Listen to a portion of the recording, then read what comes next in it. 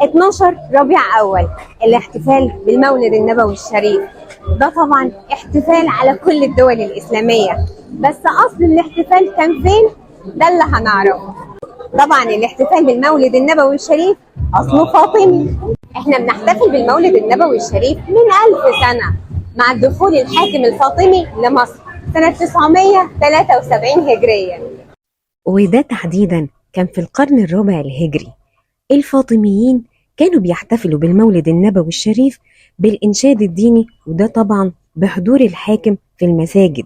ده غير طبعا الأكلات اللي كانوا بيعملوها وبيوزعوها على الفقراء.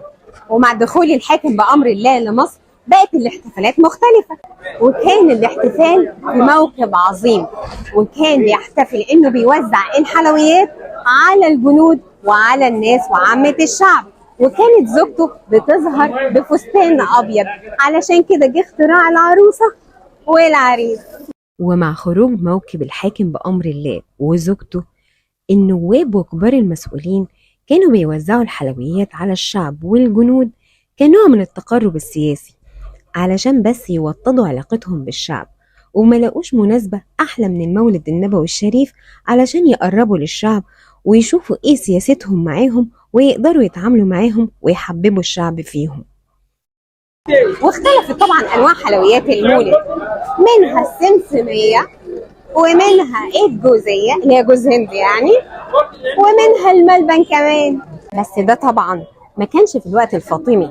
اتطورت حلاوة المولد وبقت بالشكل اللي انتوا شايفينه ده، بس هي في الحقيقة كانت حاجات بسيطة جدا بدأوا يطوروها زي ما قلت لكم بشكل سمسمية وملبن وعين الجمل وحاجات تانية كتير.